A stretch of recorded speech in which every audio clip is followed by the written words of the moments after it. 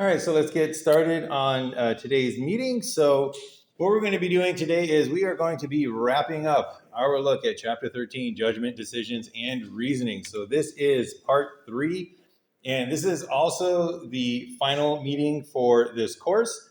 So hopefully most of you are maybe feeling like this after running the race this semester. Some of you, I'm sure, are feeling like this. I've been there myself, but we're going to end on a hopeful, triumphant note today as we wrap up our look at how do we make, in this case, decisions now that we've looked at reasoning for the past 2 meetings. So just one final kind of thought on the human mind and what we've been looking at this semester. And hopefully over the course of this class, you have come to the realization, if you didn't realize it before, that the human mind is just this weird, wonderful thing. It's this beautiful enigma that exists. And the deeper you dive into it, the more you know about it. It's almost like the more mysterious and wonderful it becomes. So hopefully there was some ideas here, some concepts, some topics that we took a look at that you will pursue further in the future, things that just interested you about the human mind. Because again, once you know how things are represented, once you know how information is processed, you can go about making big changes in this world by changing the things that you know impact the way that people think, the way that people make decisions, the way that people make judgments, impact the way that the human mind actually works.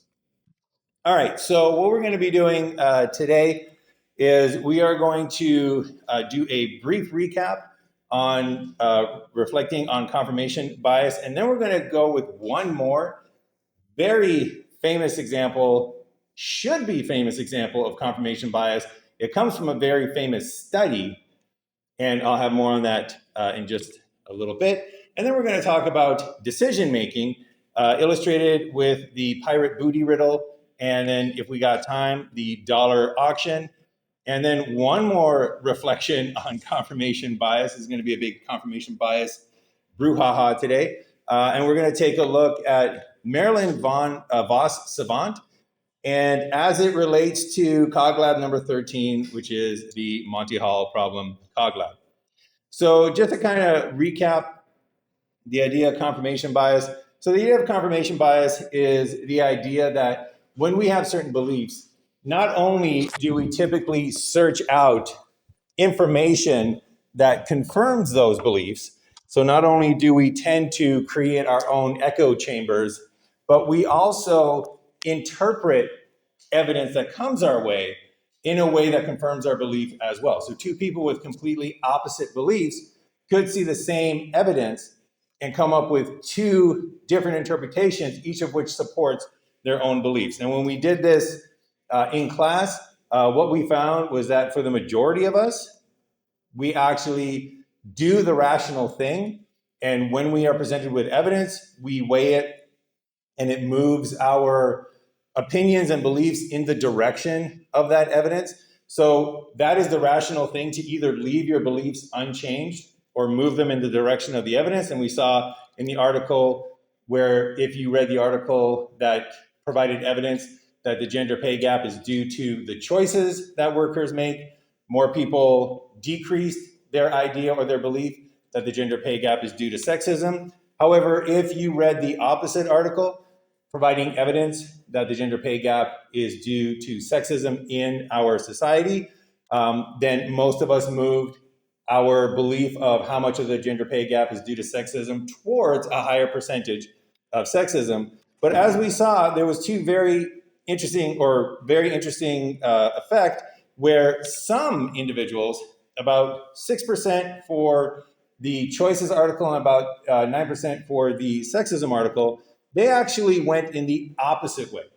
And this was known as, or this was termed as the backfire effect, where it's a confirmation bias type effect where you actually go harder against the evidence that you were just presented. So evidence that gets presented for evidence for sexism actually decreases your belief in how much the gender pay gap is due to sexism. And evidence presented for choices actually increases your belief on how much the gender pay gap is due to choices. So we went over that example last time. I wanted to go over this example because it's from a very famous study, and it's going to show you two things. Number one, it's going to show you the backfire effect, which is what we're looking at right now. But number two, it's also going to show you a very important principle to take to heart as you move through your career in psychology. And that principle is basically summed up in the idea that anything that you are truly interested in, anything that really matters to you, you want to make sure that you go to the original sources. Find those original sources and find out what they actually say. Because if you're interested in something and you stop at a textbook or maybe a review paper, then you can be missing out on treasure troves of information and the actual real story. So for anything that you're interested in, make that deep dive, go find the original sources.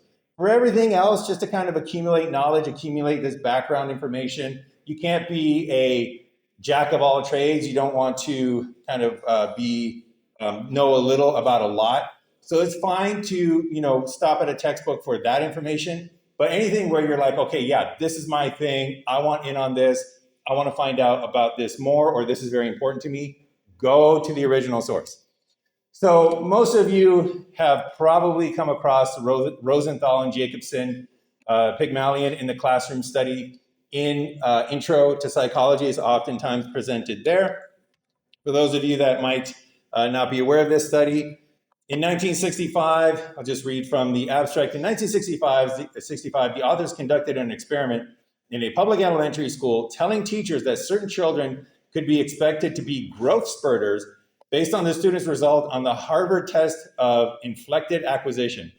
In point of fact, the test was non-existent, and those children designated as spurters were chosen at random. So they basically went to an elementary school and pretended to give students this test, this Harvard test of inflected acquisition. And afterwards, they basically told the teachers that half of the children that took that test were identified as spurters. And you can expect them to make great strides. They are primed to just make great academic and intellectual advancements this year. That's what the test revealed. The other half were said that they were, just average scores. Nothing really indicated that they were anything other than typical. In reality, every child was designated to one of those groups randomly. So the tests were nothing. They didn't score them. They just went through the deception. They went through the story, and then they just randomly assigned children to those two groups, the spurters and the typical, and then saw how they did by the end of the semester.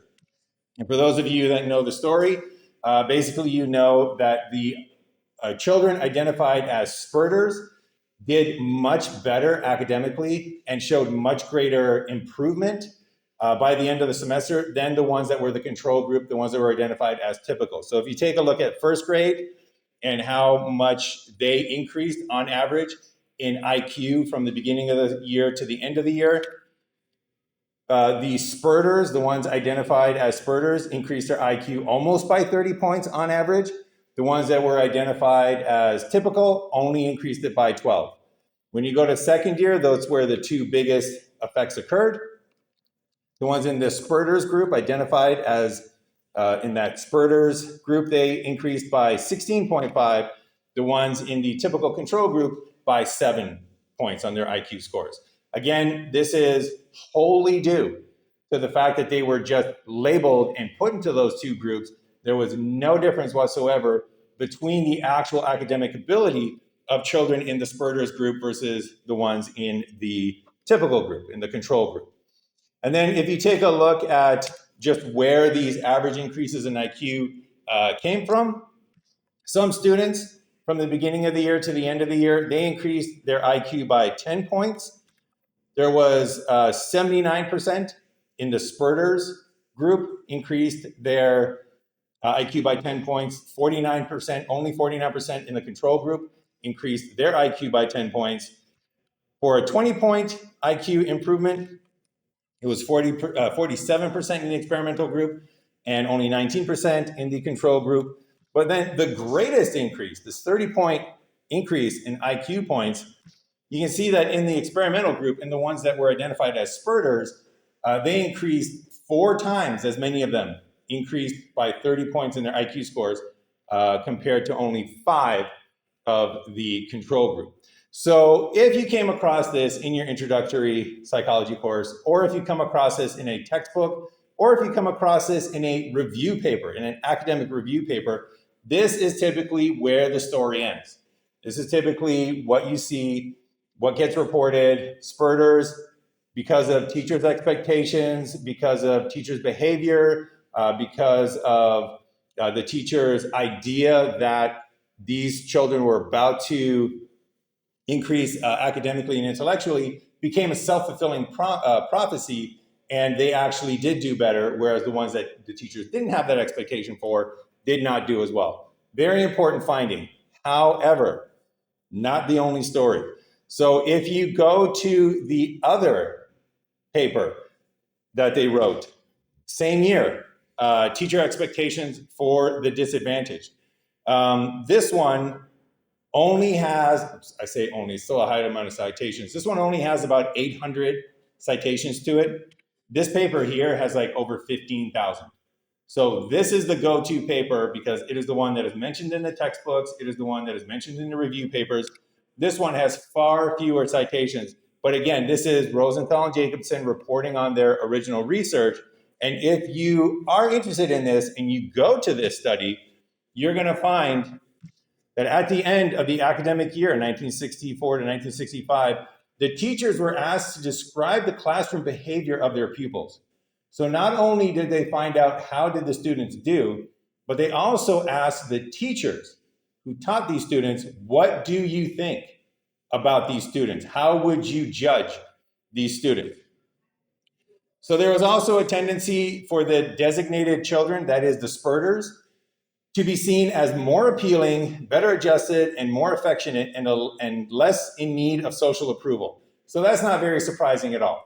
The students that did really well probably had an easier go of it that semester, probably had better interactions with the teacher. So they were seen as being more appealing, better adjusted, and more affectionate, less in need of social approval.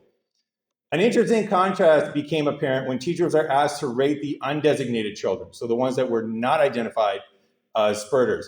Many of these children had also gained an IQ during the year. The more they gained, the less favorable they were rated. So these teachers were presented with evidence that these students are good students. These teachers were presented with evidence that these students are hardworking. These teachers were presented with evidence that these students had talents and skills and disposition that make them good students. And what did they do? They backfired and they went hard the other way. So they couldn't dispute the idea that these students did better in their classroom.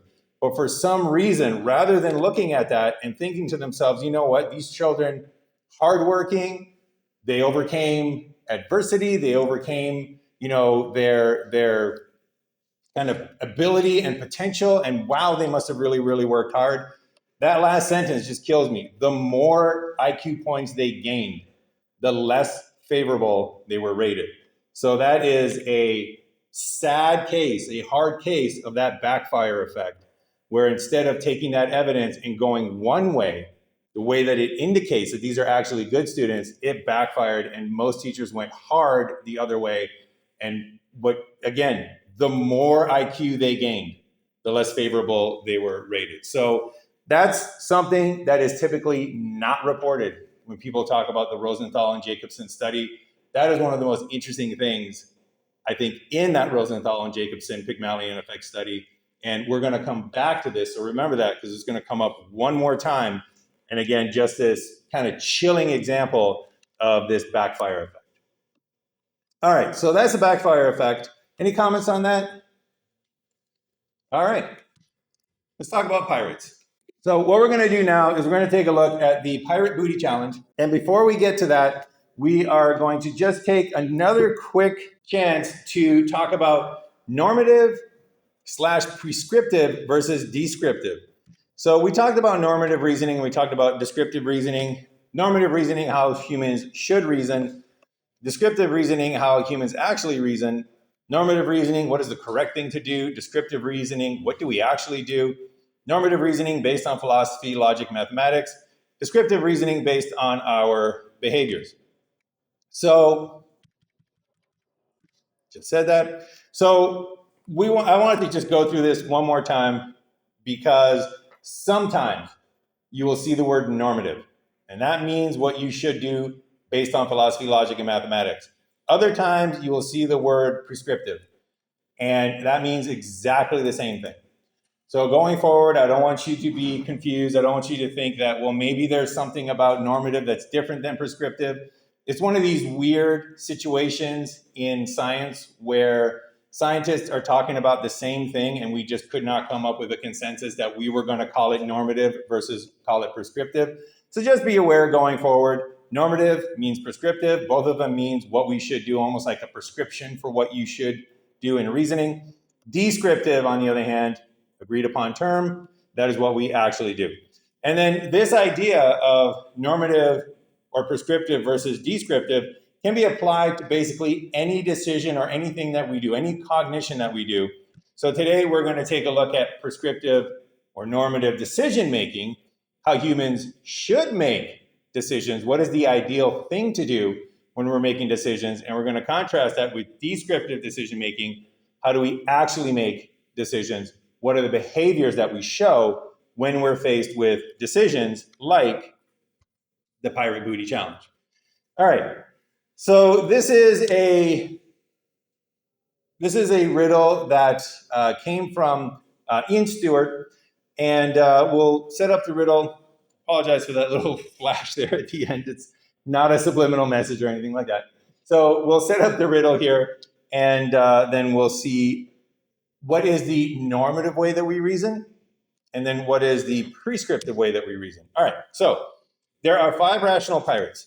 We got Pirate A, we got Pirate B, Pirate C, Pirate D, and we got Pirate E. And they find 100 gold coins. They got 100 gold coins, and they must decide how to distribute them. The pirates have a strict order of seniority. A is superior to B, who is superior to C, who is superior to D, who is superior to E. The pirate world's rules of distribution are thus: that the most senior pirate should propose a distribution of coins. The pirates, including the proposer, then vote on whether to accept this distribution. If the proposed allocation is approved by a majority or a tie vote, it happens. If not, the proposer is thrown overboard from the pirate ship and dies. And the next most senior pirate makes a new proposal to begin the system again, and it stops once a decision is made. Pirates base their decisions on 3 factors. First of all, each pirate wants to survive. Second, each pirate wants to maximize the number of gold coins they receive. Third, each pirate would prefer to throw another overboard if all other results would otherwise be equal. So first of all, each pirate wants to survive. Secondly, they want to maximize the number of gold coins that they receive, so they're greedy. Third, they would prefer to throw people overboard, so they're bloodthirsty, if other results would be equal. So if they could make the same amount of money or get the same amount of gold coins in the next decision round, they will throw that person overboard. So the question becomes, what allocation of gold coins would allow Pirate A to survive while maximizing her take? So when Pirate A spreads the gold around and gives everybody an allocation, what is it? What is that allocation that would allow her to maintain the most money for herself without getting thrown overboard? So I'll give you a little bit of time. Try to write down an allocation that you think, if you were Pirate A, would allow you to, first off, survive. We don't want to die. Secondly, make off with as much gold as you think is possible. So remember, you are dealing with 5 rational pirates.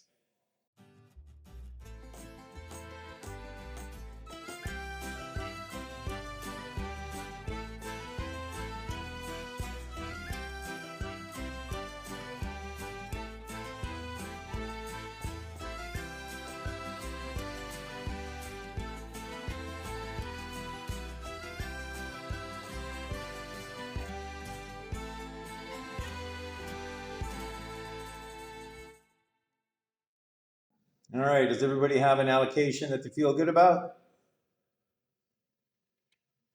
Does everybody have an allocation maybe that you feel horrible about? But yeah, all right. So how do we solve this problem? How do we make this particular decision? What is the descriptive rational decision to make on this? So the easiest way to explain this riddle is to start at the end and then work your way backwards. So that's often how these riddles are best solved. So we are going to start at the end now. And let's say that we get down to the final two pirates. So 3 rounds of allocations have been proposed, and A got thrown over, B got thrown over, C made a proposal, he got thrown over, and now we're down to D and E. At this point, with these only 2 pirates here, so we don't got to worry about the other 3 pirates. At this point, remember that the allocation is going to be voted on. And if there is a majority or a tie, the allocation stands. So knowing this, Pirate D is going to say, hey, you know what? I'm 1 vote. 1 vote out of 2 is a tie. So any allocation I choose is going to stand. So I'm going to take all of it. I am taking all 100 coins, and I am giving you, Pirate E, nothing. So that's my allocation. 1, 2, 3, you want to vote on it? I say aye. She says nar, and the allocation passes. So in this case, if it gets down to 2 pirates, Pirate D gets the best case scenario, 100 gold coins. Pirate E gets nothing. And Pirate E is a rational pirate. So Pirate E will do whatever it takes to make sure that it does not get down to only 2 pirates. Because if it gets down to only 2 pirates, Pirate D is going to take everything. Pirate E ends up with the worst scenario, which is 0 gold coins. So what does this mean? This means that she's going to do anything she can to stop it from getting to 2 pirates. So when it's at 3 pirates, all they need to do, all Pirate C needs to do, is to make sure that E is better off in this situation than she would be when it comes down to 2 pirates alone. And in that case, he knows that on the next allocation, she is getting 0 coins. So better than 0 is 1. So all Pirate C has to do is offer Pirate E 1 coin, and Pirate E, being rational, following the rules of Piratedom, she wants to survive, she wants to maximize her gold intake, and all things being equal, she wants to throw somebody overboard. Well, in this case, things are not equal. This is 1 gold coin versus 0 gold coins. So she is going to not try to throw C overboard. So C says, you know what, I'm going to give Pirate E 1 gold coin. I'm going to give Pirate D 0. I'm going to give you absolutely nothing, and I'm going to take 99. So let's vote on this allocation. So in this case, Pirate E says, you know what, if I go to the next round, if I vote this down and I go to the next round, I'm going to get nothing. 1 is better than nothing, so rationally, I'm going to say aye. Pirate D, on the other hand, looks at this situation, and that's the worst they can do. Even if they got 0 on the next round, they would still want to throw C overboard because they're, all things being equal, bloodthirsty, and they want to murder the other pirates. So D is going to say, yeah, obviously nar, I don't want 0. And A, however, who proposed it, is going to vote aye. You got 2 votes to 1, majority rules. So in this case, if it gets down to 3 pirates, D is in the worst case scenario. So D, being rational, has to make sure that it does not get down to 3 pirates. D will take anything so that it does not get down to this particular allocation. And being a rational pirate, B knows this as well. So when it's B's allocation, B says to himself, you know what? D on the next round is going to get 0. I'm a rational pirate. Everybody else is rational pirates. D on the next round is going to get 0. So I'm going to give him 1 to ensure his vote because 1 is better than 0. On the other hand, I don't need C's vote. So I'm going to give C 0. I don't need E's vote. So E gets 0 as well. And I'm going to take 99. And then what happens is they ask C, hey, do you want to, we're going to vote on this. What's your vote? And C says nar. 0 is the worst I can do, and I would rather throw B over. And if I can get it to the next round, I'm going to walk out of here with 99. E says nar, because they know next round I can get 1 at the very least, and I am bloodthirsty. I want to throw B off. D, on the other hand, says I, because he knows next round I get nothing. So 1 is better than nothing. I'm going to vote I. Whoops, I forgot the last vote. B also is going to vote I, because B proposed it and gets 99 coins. So now we have 2 votes to 2 votes. It's a tie. The allocation stands, and that is the allocation. So both C and E know that if it gets down to 4 pirates, they are going to get the worst case scenario. So they need to do anything that they can, and they will take any deal that they can to prevent it from getting to 4 pirates. So when it's at 5 pirates, A, knowing that everybody's rational, says C and E, both of you, next round, you're going to get 0. So to get your vote, I'm going to give C 1. I'm going to give E 1. And D and B, I don't need your votes at all. So I'm going to give D 0. I'm going to give B 0. And I'm going to take 98. And A, C, and E are going to vote I to this. 3 votes to 2. Well, D and B are going to vote nay or nar. 3 votes to 2. The proposition passes. And this is the final prescriptive rational proposition. A gets 98 coins. C and E get 1 coin. D and B get absolutely 0. So chances are you did not come up with this solution. This is a very, very difficult solution to come up with rationally. So this is a nice example of the difference. If you don't have that distribution, if you don't have 98 for yourself and 1 for C and E, incidentally, if you don't have at least 1 for C and E, you will die. There's no other combination that allows you to survive. So in this case, if you don't have this, then what you have done is some descriptive decision making, and you haven't done the prescriptive decision making. So we're going to talk a little bit about why we might make this solution on the Pirate Booty Challenge. Does anybody have some of the strategies maybe that they use to come up with their decision that they'd be willing to share? Okay, so your initial allocation was a very pessimistic view that there was no solution possible. That's actually a really interesting insight. So this is, again, the kind of reasoning that we actually go through.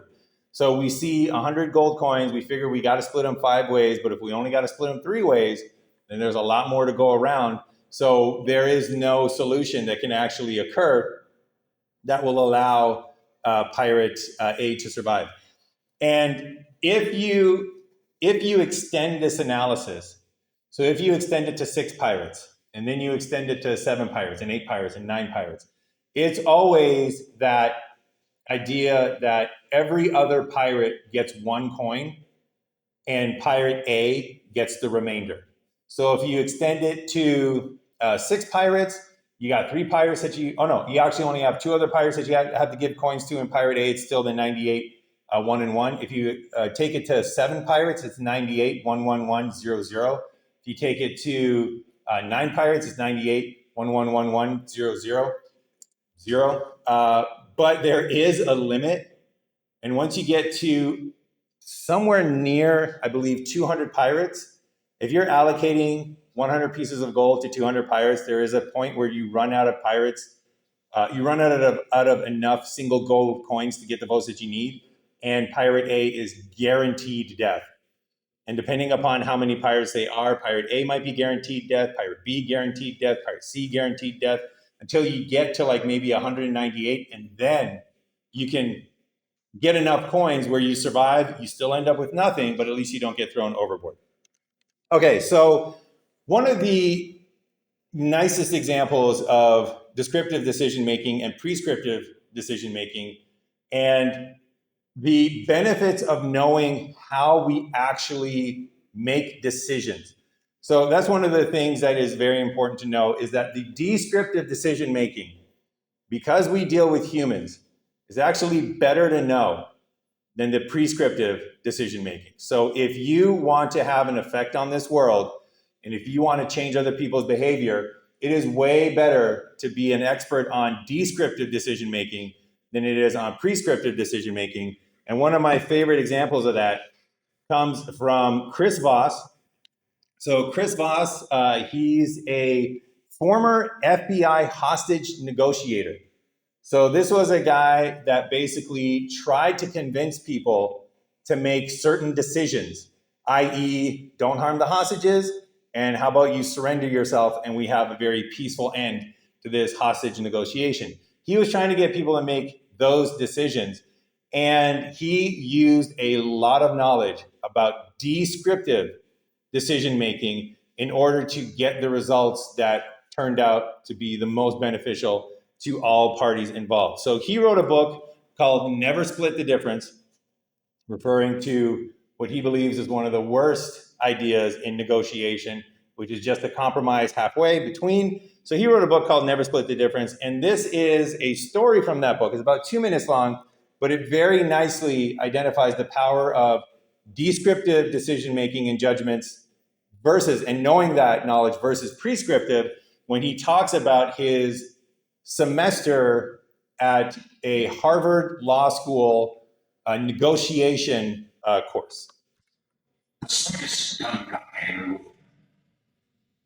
To answer my questions a year later, in 2006, I talked my way into Harvard Law School's winter negotiation course.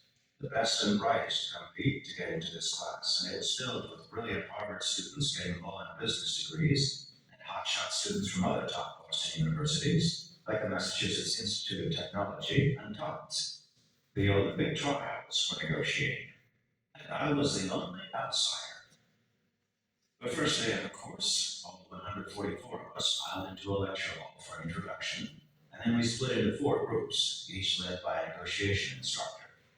After we had a chat with our instructor, mine was named Sheila Dean, and she's a good buddy to this day, we were partnered up in pairs and sent into mock negotiations. Simple. One of us was selling a product, the other was the buyer, and each had clear limits on the price they could take. My counterpart was a languid redhead named Andy, a pseudonym. One of those guys who wear their intellectual superiority like they wear their khakis, with relaxed confidence. He and I went into an empty classroom overlooking one of those English-style squares on Harvard's campus, and we each used the tools we had. Andy would throw out an offer and give a rationally airtight explanation for why it was a good one, an inescapable logic trap. And I answer with some variation of, how am I supposed to do that? We did this a bunch of times until we got to a final figure. When we left, I was happy. I thought I'd done pretty well for a dumb guy. After we all regrouped in the classroom, Sheila went around the students and asked what price each group had agreed on, and then wrote the result on the board. Finally, it was my turn. Chris, how did you do with Andy? She asked. How much did you get? I'll never forget Sheila's expression when I told her what Andy had agreed to pay. Her whole face first went red, as if she couldn't breathe, and then out popped a little strangled gasp like a baby bird's hungry cry. Finally, she started to laugh. Andy squirmed. You got literally every dime he had, she said. And in his brief, he was supposed to hold a quarter of it back in reserve for future work. Andy sank deep in his chair. All right, so there's a story that shows you the difference between prescriptive decision making and descriptive decision making. So the descriptive decision making was what was done by Chris Voss. Prescriptive decision making was what was being done by Andy. So Andy came in there with all of the rational arguments. He came in there with his BANTA, the best alternative to a negotiated agreement. He came in with all of these philosophy, logic, mathematics principles in order to negotiate a deal. Chris Voss came in there with descriptive decision-making knowledge. He came in there with knowledge of how humans actually reason, how they actually make decisions, and that's what allowed him to get the best negotiated deal in that particular situation. And all he did was simply ask every single time that Andy proposed a offer, how am I supposed to do that? How can I possibly accept that? How am I supposed to, accept that deal? That's all that he did, and ended up with the absolute best possible negotiated deal. So, what are some of these descriptive decision making principles that we actually use? Things that aren't logical, aren't philosophy, aren't mathematics, but are the drivers of a lot of our human emotions? Well, three of them that are very, very powerful and important to be aware of. So, there is the desire for emotional safety and autonomy. So, there's that desire to basically, the idea is not inside a confrontation.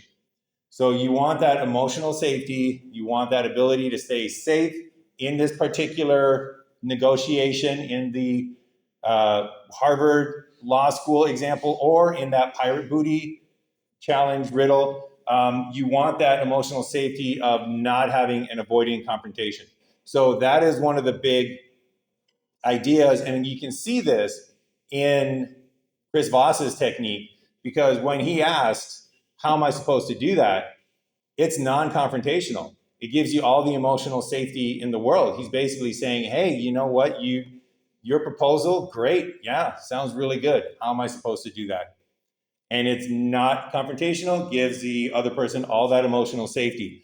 So if you gave anything other than the very confrontational 98 coins for yourself, 1 coin each for C and E, part of the reason might have been that you, in your mind, were just avoiding horrible, horrible arguments with your pirate peers in terms of how could you possibly give me nothing? And how could you possibly just give me 1 coin and keep all of the other 98 to yourself? And this leads into another descriptive decision-making principle that affects our ability to make decisions, and that is the desire to protect or enhance self-image and or status. So remember in the Chris Voss example, he said that when he gave his answer, Andy sunk deep into his chair, basically trying to disappear from the classroom. Andy had lost a lot of status in that negotiation. He did not protect his self-image. In the pirate example, the final rational deal is basically the deal that a psychopathic jerk would offer you in the real world, right? It's like the meanest deal whatsoever. If you ever told somebody that you and 4 friends of yours did a job, right? We went out and we did a job, and the person that we did the job for was so grateful. They gave us a $100 tip and said, split it amongst yourselves.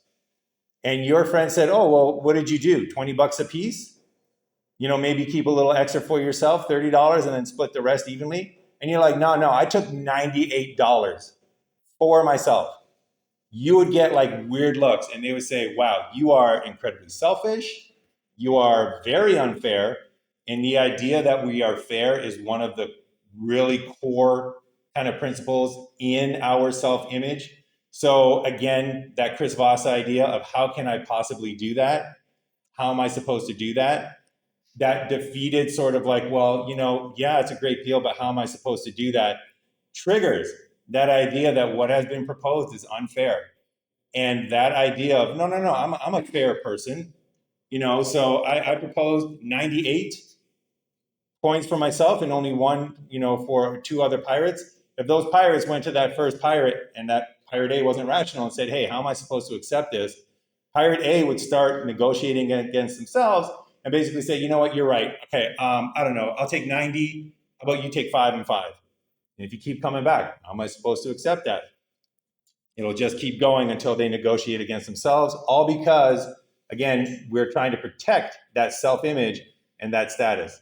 And then the last one, and this is a big one as well, and this one is going to come up in the next example, fear of loss and loss aversion.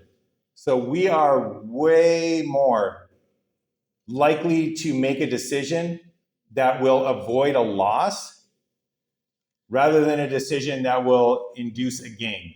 So if you are proposing if you're proposing something to somebody, right? Like let's say you want to help your friend and you want to tutor them. You're going to offer to tutor them for the upcoming exams. but they need some convincing. They're not really sure if, tutoring is the case. If you tell them, hey, you know what, with the tutoring, you're going to gain an A and you're going to be able to pass the course, they are much less likely to say, okay, yeah, let's do the tutoring, than if you tell them, hey, you know what, without the tutoring, you're going to fail the exam and you're going to fail the course. So it's the exact same thing. It's the exact same outcome. Get a good grade versus fail the exam. Fail the exam versus fail the course. I messed that up. Get a good grade on the exam versus fail the exam. Get a good grade in the course versus fail the course. Same thing, but if you frame it as a loss, people are much more likely to go and make that decision. And again, completely irrational. Completely irrational. However, that's the way that our minds work. We have that loss aversion. So let's take a look at this loss aversion in an example here. So I'll give you the kind of hypothetical situation first, and then we're going to take a look at a real life example, because this comes up a lot more than you would think. So it never comes up in auctions. I'll just say that going forward. But it's called the dollar auction. And up for auction in this scenario is $100. So we know the exact value of what is being on offer. It's $100. It's legit. This isn't a questionable source. $100 is up for auction. The rules of the auction is that the starting bidding starts at $5. So you can get $100 if you bid $5 and nobody else bids against you. So the rules of the auction, the starting bid is $5. The $100 goes to the highest bidder. So far, so good. Much like any other auction, they pay the amount that they bid. So if it goes to $30 and you win at $30, you pay $30, you get yourself $100 back. You just made a profit of $70. However, this is where the kind of difference comes here. The second highest bidder also must pay the highest amount that they bid, but they do not get any money.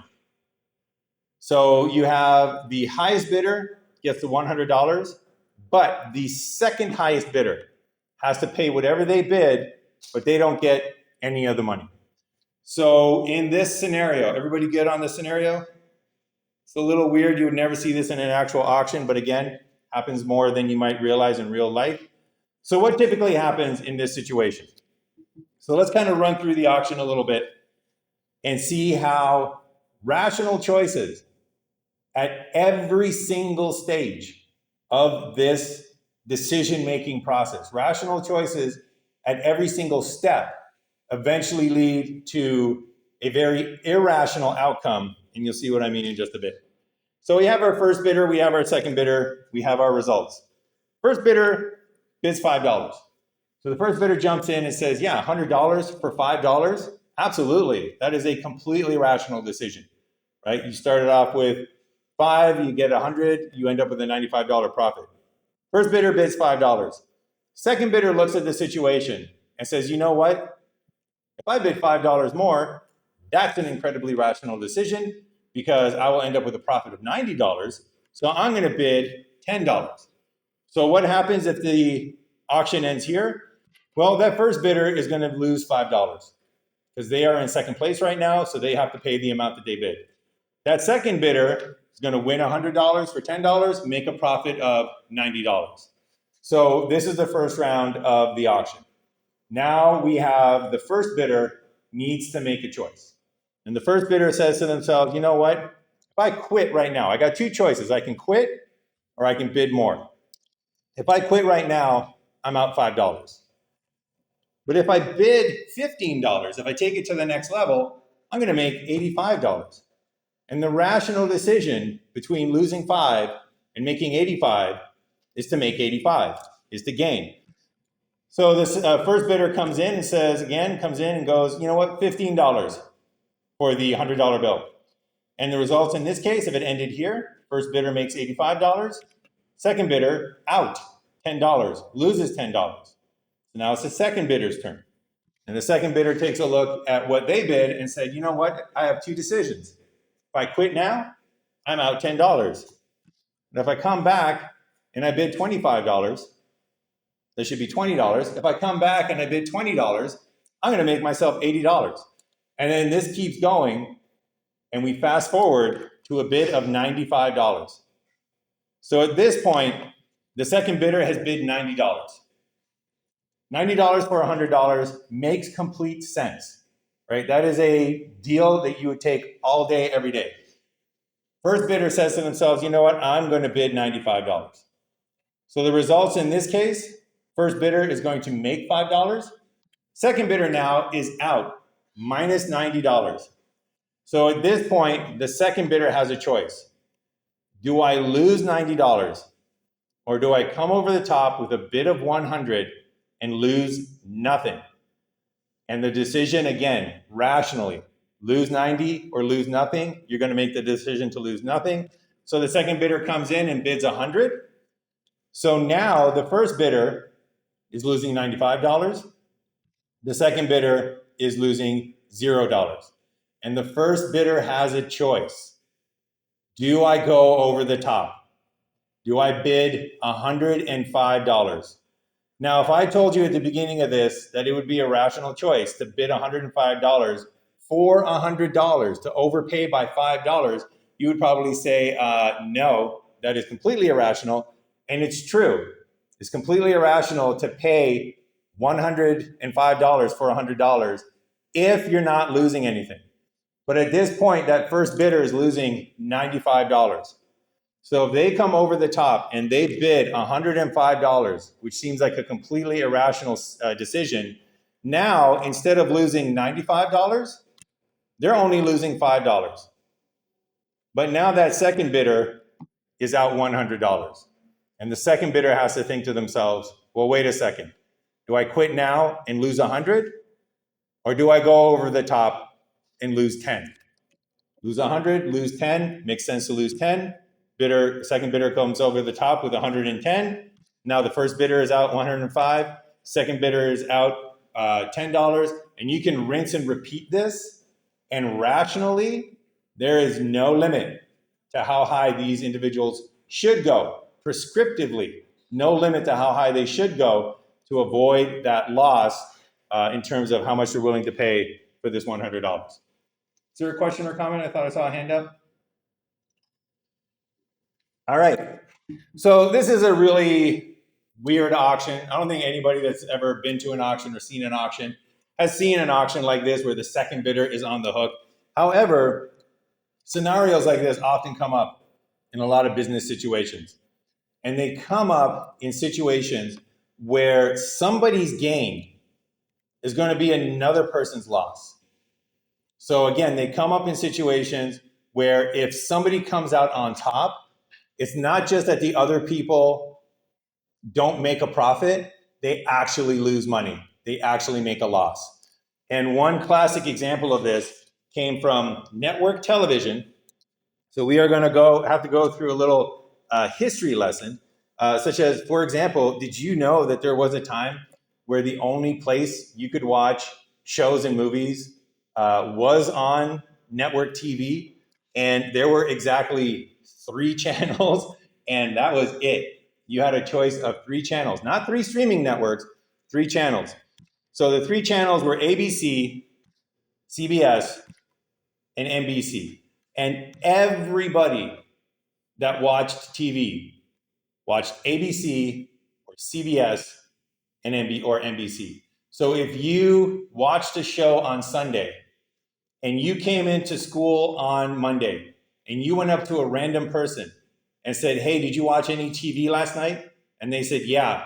And you said, oh, hey, did you see that show on NBC? You would have a 1 in 3 chance that they would say, yes, I did. Right? Which is just, it boggles my mind these days. Whenever I come across somebody that recognizes any of the shows that I watch, it's almost like we've just become instant best friends. Right? It's so rare these days. Anyways, 3 networks. And the way that they made their money is that they got companies to buy advertising slots on their TV shows. And the way that you got advertising slots was because they knew that you were going to have something on your program that was going to bring in big ratings. And if you didn't have something on your station that was going to bring in big ratings, you weren't going to get that ad revenue. So along comes the movie, The Poseidon Adventure. In The Poseidon Adventure, it was a disaster movie, starred Gene Hackman. You can see him right there in the center. Actually starred a bunch of people. It was a disaster movie where a cruise liner flipped over due to a storm. And now everybody has to try to escape this, disastrous voyage and try to save their lives. So it had Gene Hackman, Ernst Borgnine, Roddy McDowall, one of my personal favorites. And it actually also had Leslie Nielsen in a dramatic role. And I mean, Leslie Nielsen in a dramatic role, surely you can't be serious. I am serious. And don't call me Shirley. All right, that worked perfectly. So, scenarios like this come up in business, again, where somebody's gain is another person's loss. This was true for the Poseidon Adventure. By 1974, it was the number 6 grossing movie of all time. It shows you how much the movie industry has changed. By 2 years after its release date, it was the highest grossing movie of all, 6th highest grossing movie of all time. Movies it was a completely different world. And also, this was pre-home video. So if you missed it in theaters, that was it. You did not have another chance unless one of the networks bought the rights to broadcast it on TV. And then it would be a big event. So this was the number 6 top grossing movie of all time. And it was going up for the broadcast rights. There was going to be an auction for the broadcast rights. So ABC, CBS, and NBC were in an open auction for the one-night broadcast rights to the Poseidon Adventure. So here we have a situation where there's gain and where there's loss. So if you get the rights to broadcast this movie, then you are going to have massive ad revenue during the movie. So you are going to gain a lot of money for your company because you can sell ad space during this movie at an extremely high price. On the other hand, your 2 competitors, they don't just end up at 0, they actually lose because whatever they're showing that night is not going to have ratings. Companies are going to know this and they're going to go to the other 2 networks and they're going to say, hey, you know what? Normally I would pay you $200,000 for a 30-second commercial, but everybody's going to be watching the Poseidon Adventure, so we'll make it $30,000. That's all you're getting. And they're going to lose a lot of ad revenue due to competition. So what happened in this open auction? So this story comes from Robert Wood. He was the president of CBS Television in 1974. So I'll just read out his story. He goes, "We were very rational at the start. We priced the movie out in terms of what it could bring in for us, then allowed a certain value on top of that for exploitation. And the fever of the thing caught us." So just back up real quick. Basically, he said we were very rational from the start. We went in there with a prescriptive decision-making strategy. We figured out the math. We figured out the logic. We had exactly what we were going to pay figured out. And the fever of the thing caught us. Like a guy who had lost his mind, I kept bidding. Finally, I went to 3.2 million. And there came a moment when I said to myself, good grief, if I get it, what the heck am I going to do with it? And when ABC finally topped me, my main feeling was relief. So prescriptive decision-making went out the window. Descriptive decision-making, loss aversion came into the situation, and he almost lost 3.2. Well, we'll see exactly what happened. Almost had to buy the rights to the Poseidon Adventure. So what was the result? Well, Barry Diller, he was a vice president for primetime programming at ABC, paid $3.3 million to broadcast for the broadcast rights for the Poseidon Adventure. After selling all the ad revenue, ABC lost approximately $1 million on the purchase. So they way overpaid. They paid $3.3 million for a $2.3 million thing. So they lost approximately $1 million on the purchase. So the final results, ABC down $1 million because they had actually won the auction. But NBC and CBS didn't get off scot-free because they lost less, but they lost undisclosed ad revenue. So this information you can't actually find, but they definitely weren't able to sell their ads at the price that they normally would. So both of those lost that undisclosed ad revenue. So you can see that dollar auction outcome where everybody is losing money came true. And again, it came out because they were making very logical decisions in the moment that just happened to be very unlogical overall. And again, this occurred because of that descriptive decision making, specifically that idea of fear of loss. So if somebody else gets this movie, we're going to lose our ad revenue. I want to avoid that, 3 million. And somebody else thinks if that other station gets this, we're going to lose our ad revenue. I'm going to avoid that, 3.1 million. And then it just went into a frenzy. All right, any questions on the dollar auction, fear of loss, loss aversion?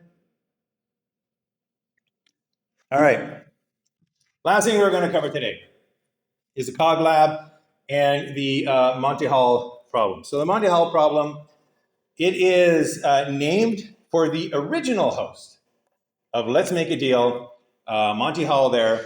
And if you've ever watched the original Let's Make a Deal or the remake of Let's Make a Deal, you know that one of these scenarios in the show is that there are 3 curtains or 3 doors, and behind one of the doors is this wonderful prize, but behind the other doors, there's a joke prize. They'll put in cows or goats or a month's supply of kale or, things like that. And so that was the basis for this riddle, originally proposed by Steve Selvin and popularized in a letter in Parade magazine that was sent to Marilyn Vos Savant's Ask Marilyn comic. I can't remember, I have seen some of the original show. I can't remember if he ever allowed them to switch. I think he did. And I think he would actually do exactly what they did here. So he would, show them, ask them which door they wanted. He would let them choose one door. He would show them what was behind another door. And then he would say, hey, do you want to keep going on or do you want to switch doors? So yeah, technically he is the first proposer. Maybe that's like cited in the Steve Selvin thing, because I actually had to dig a little bit to get the Steve Selvin, because a lot of the original, or a lot of the sources that I found actually attributed it to Marilyn Vos Savant, but it was actually from a reader that sent in a letter to her column. And that letter, I guess, was based on Steve Selvin's work. It was based on Monty Hall. So this is layers deep. Maybe this is like one of those time-traveling paradoxes where the Monty Hall problem always existed. Like Monty Hall, Marilyn Vos Savant got in a time machine, went back to Monty Hall and said, hey, look, this would be a really cool idea for a game show. So where did it actually come from? Who knows? But anyways, all right. So what was the problem? So suppose you're on a game show and you're given the choice of 3 doors. Behind one door is a car. Behind one door is a car. Behind the others, goats. You pick a door, say number 1, and the host who knows what's behind the doors opens another door, say number 3, which has a goat. He then says to you, do you want to pick door number 2? Is it to your advantage to switch your choice? So you are given a choice of 3 doors. You pick one of them. The host then opens up another door and says, well, here's a goat. And now they ask you, do you want to switch your original choice? And the question is, prescriptively, is it to your advantage to switch your choice? Does it make sense to actually switch your choice? And as the answer is, and you've seen this in the Cog Lab, the answer is yes. It absolutely makes sense to switch your choice. Mathematically, logically, you have a 1 in 3 chance of having chosen the correct door. So if you can switch, you get the other half of that 1 in 3. You get 2 out of 3. So switching, you'll win 2 out of 3 times. Staying with the door that you chose, you'll win 1 out of 3 times.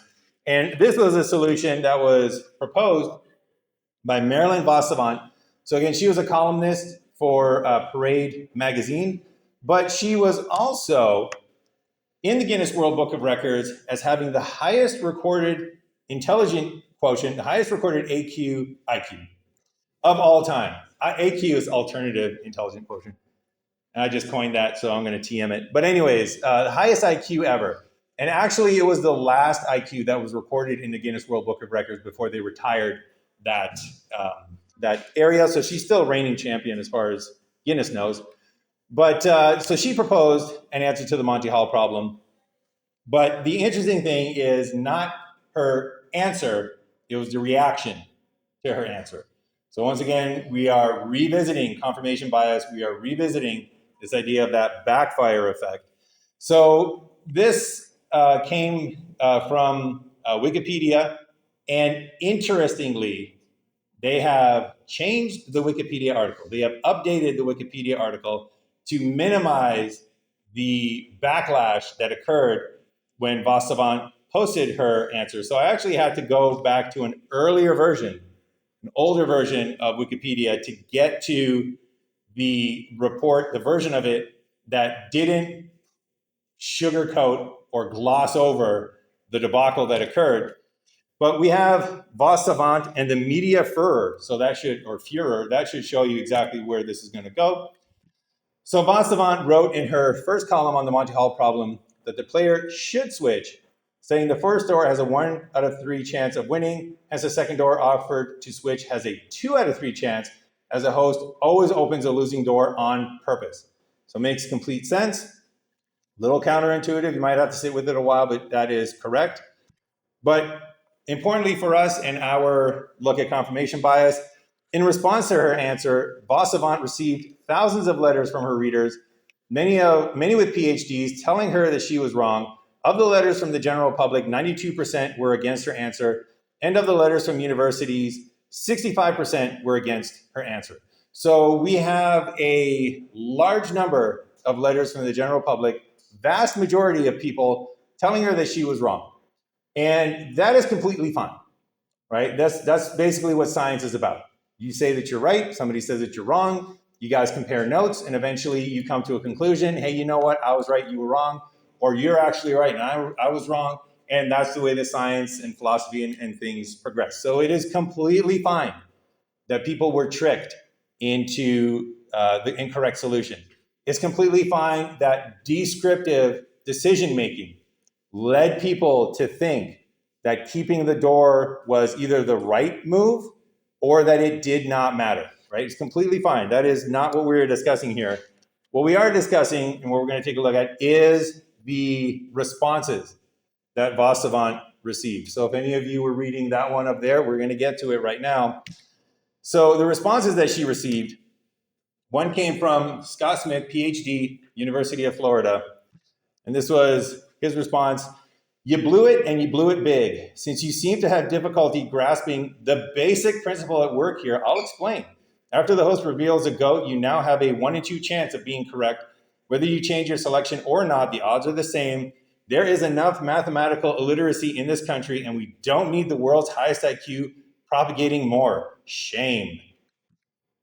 We got Charles Reed, PhD, from the University of Florida. May I suggest that you obtain and refer to a standard textbook on probability before you try to answer a question of this type again. W. Robert Smith, PhD, Georgia State University. I am sure you will receive many letters on this topic from high school and college students. Perhaps you should keep a few addresses for help with future columns. And the hits keep coming.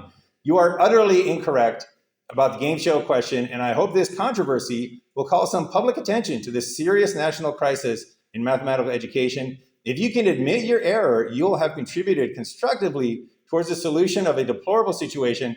How many irate mathematicians are needed to get you to change your mind? You made a mistake. Well, look at the positive side. If all those PhDs were wrong, the country would be in some very serious trouble. That is highly ironic foreshadowing. Two more.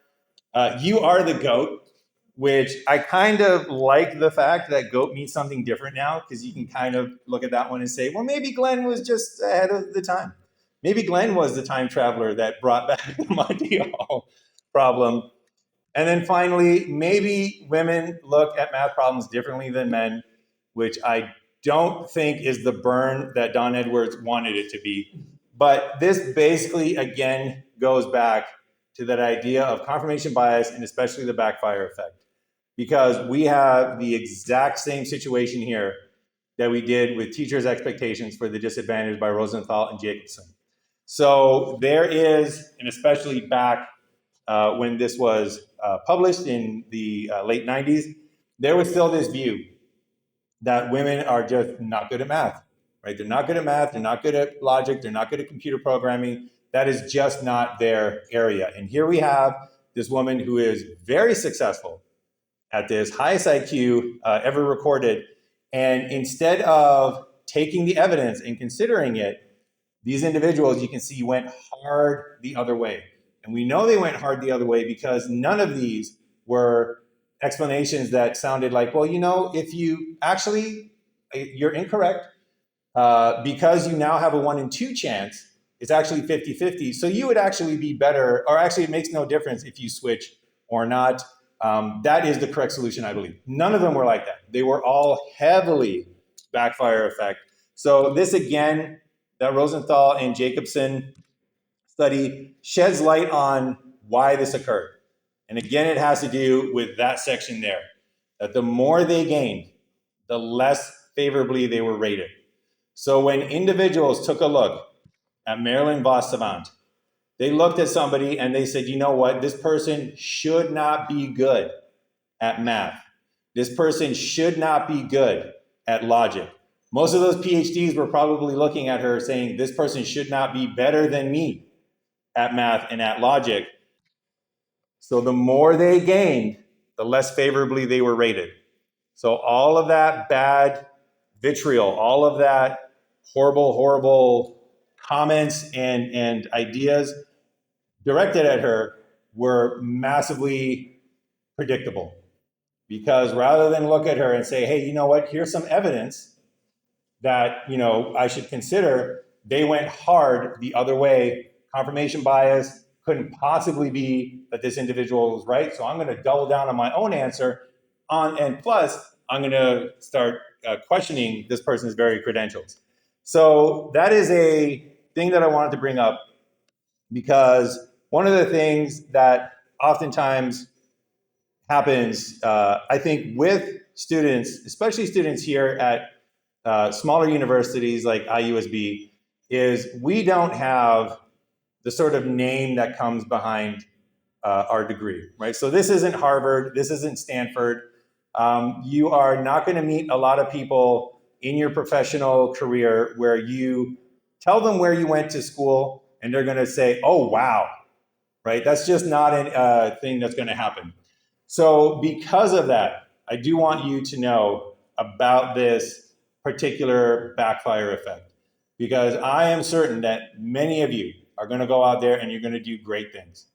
And I'm certain that you will also do great things in places where you are not expected to do great things. So do not be surprised if people judge you in other ways. Do not be surprised if people think you're difficult. Do not be surprised if people question your credentials. Do not be surprised if the evidence that you provide that you know what you're doing and you're very good at what you do pushes people hard the other way and you don't get the responses that you would expect. Because again, that is just the way that our minds are made. So guard against it yourself. A lot of times when students come to me for advising, or when students come to me for career advice, I will not look up their transcript. I will not look up their history, because I don't want to know. I don't want to know I don't want to prejudge them and say, oh, okay, well, you struggled in the past, so therefore I'm not going to expect many things of you. Guard against it on your own. And just know that it would be wonderful. It would be wonderful if Don Edwards didn't end his comment with maybe women look at math problems differently than men, but ended it with maybe women look at math problems differently than men. Would you like to collaborate on a project? Because if women look at math problems differently than men, that is amazing. That is wonderful. And if that is the case, I'm not saying that it is, but if that is the case, and you're a mathematician, you would absolutely want to have women on your team, because you don't need 8 people on a team that think exactly the same if you're going to solve a problem. One person that thinks exactly the same is enough. 8 people that think differently is amazing. So just bear this in mind. And then just one last thing that I'm going to mention before we wrap this up This is something, again, that happens because of the way that if we go back to connectionist networks, because of the way that our connectionist networks are wired, and it takes a little time to unwire them. So as you go through this world and you are unwiring people's expectations and unwiring people's neural networks because of the evidence that you're providing and because of the good work that you're doing, just know that even well-meaning people might still have residual biases and residual ways of treating you that just come out because of the way that our minds, hang on to information and the way that our minds are connected. So on that, I just wanted to show this one last article. So this article, it's a very pro Marilyn Vos Savant article. This was very much an article where she was right, everybody else was wrong, and what they did was incorrect. And the title for this was The Time That Everybody Corrected the World's Smartest Woman. And when I read that, I thought to myself, well, that's not the case. She was the world's smartest person. And even this very pro article still sort of felt, well, no, that doesn't seem like a good title. I'm going to call it The World's Smartest Woman. So again, not the world's smartest woman, world's smartest person. And again, well-meaning people can still have these connections and ways of thinking in their neural networks. But to end on a hopeful note, just know that this is changing, because I took a look at the Google search for Marilyn Vos Savant, in quotes, smartest woman, and there was about 1,700 results for articles that were about her and used the term smartest woman. But when I looked up smartest person, it was actually 5,500 results. So again, things are changing, but be aware, if you are entering a situation where you are not expected to do well and you do well, just know that there are going to be people that push back, and it is something that you can overcome, but just something that you want to be aware of and not surprised. Yep. Any other final thoughts, questions? All right, that is it. We have crossed the finish line, and that is it for this semester. So thank you for joining me and coming along for the ride. And again, hope that this has inspired you to learn more about the human mind and maybe take a deep dive in whatever you are most interested in. But on that note, we are done for the semester.